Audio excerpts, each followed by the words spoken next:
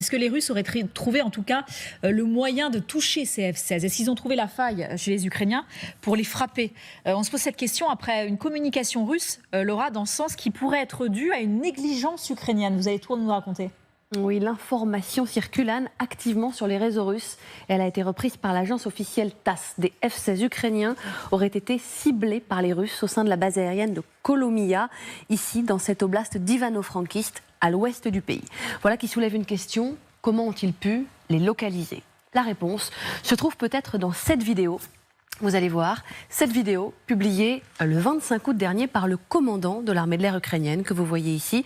Elle est filmée durant une cérémonie d'hommage à un de ses pilotes, connu sous le nom de Juice, est mort il y a un an en héros. À cette occasion, il accueille sa mère sur une de ses bases et lui permet de monter dans un des F-16 que son fils rêvait tant de piloter.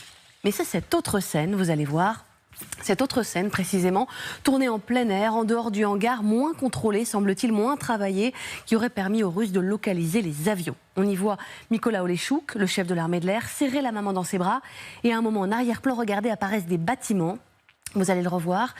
Voilà, il la serre dans ses bras et des bâtiments apparaissent en arrière-plan. Les voici désormais en image arrêtés, cerclés de rouge. Ce sont eux que des Russes auraient reconnus et avec eux, le lieu de stockage de ces F-16.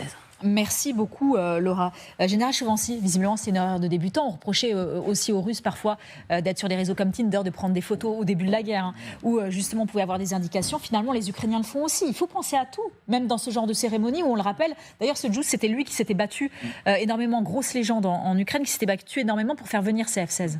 Alors, à titre anecdotique, il y a 3 semaines, un mois, quand on a parlé des F-16, avec justement Renaud Girard sur le plateau, le nom de cette base avait été évoqué, étant la seule possible vraisemblable pour les F-16, car elle était suffisamment éloignée du front. Vous nous dites que c'était facile de les cibler.